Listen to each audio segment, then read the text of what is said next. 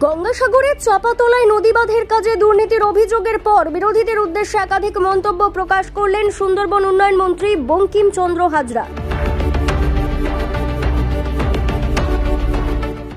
দক্ষিণ চব্বিশ পরগনা জেলার গঙ্গাসাগরের মুড়িগঙ্গা গ্রাম পঞ্চায়েতের অন্তর্গত সাপখালী মৌজার চাপাতলা এলাকায় নদী বাঁধ ভাঙা আটকাতে প্রশাসনের পক্ষ থেকে খাঁচা ফেলে চলছে কাজ। দুর্নীতির অভিযোগ তুলেছিল স্থানীয় মানুষজন এবং বিরোধীরা।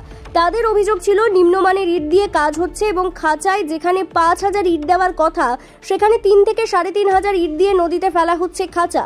তাদের আরও অভিযোগ ছিল প্রতিবাদ করলে শাসক দলের তরফ থেকে মিথ্যে কেস দেওয়া হবে বলে হুমকি দেওয়া হয়েছিল।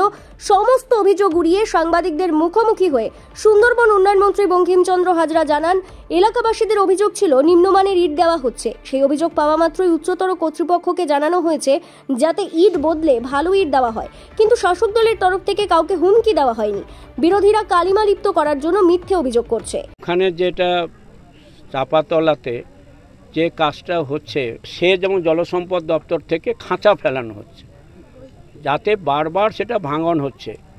কারণ সেই জায়গাটাতে যে ভদ্রলোক কন্ট্রাক্টর কাজ করছেন, যেটা উদ্বোধন আমি করেছিলাম আমাদের বেশ কিছুদিন আগে, আমার ঠিক পার্টিকুলার ডেটটা মনে নেই, সেই জায়গাতে উদ্বোধন করতে গিয়ে আমি বলেছিলাম, তখন কাজ শুরু হয়নি।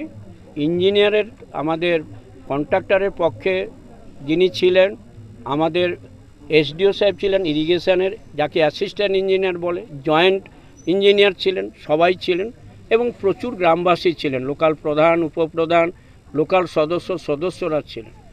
পরবর্তীকালে আমার কাছে একটা খবর যায় যে বলা হচ্ছে যে ওইখানে খাঁচাতে যে ইটটা দেওয়া হচ্ছে সেই ইটের কোয়ালিটি খারাপ। এখন দেখুন, হতে পারে, কারণ যেখানে লাখো লাখো ইট লাগছে সেখানে ১,০০০ ইটের মধ্যে হয়তো ২০টা ২৫টা কি ৫০টা খারাপ ইট থাকলেও থাকতে পারে, যেহেতু লট আসছে, লটের পর লট আসছে এবং সেই জায়গা থেকে বিভিন্ন জায়গা থেকে, কারণ এটা হচ্ছে অ্যান্টি ইরোশন জোন।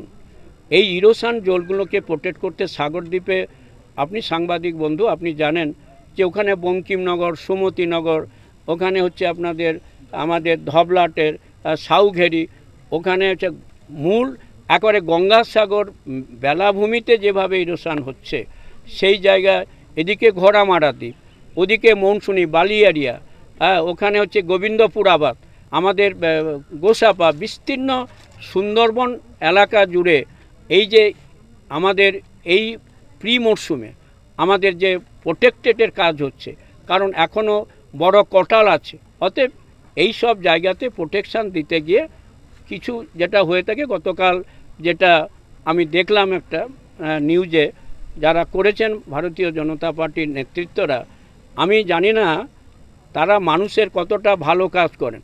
মানুষের আপদে বিপদে ওরা কিন্তু তাদের সঙ্গে নেই। তা সত্ত্বেও তিনি বলেছেন যে নাকি যারা খারাপ ইট দিচ্ছে তাদের বিরুদ্ধে কিছু বলা যাবে না, বলতে গেলে নাকি মন্ত্রী মহোদয় হুমকি দেখিয়েছেন। জানি না, আমি আজ অবধি কাউকে কোনো হুমকি দেই কি না। আপনারা এখানে যারা আছেন, এই এলাকার মানুষজন এবং সাগরদ্বীপ নয়, সুন্দরবনের বিস্তীর্ণ এলাকার দলমত নির্বিশেষে যে দলের হোক, কেউ এইরকম কথা বলেনি। তাই এখানে আমাদের বিজেপির নেতৃত্বদয় যারা এই কথা বলছেন, এটা সর্বৈব মিথ্যা এবং ভিত্তিহীন। গঙ্গাসাগর থেকে কাকদ্বীপ.com নিউজ টিম।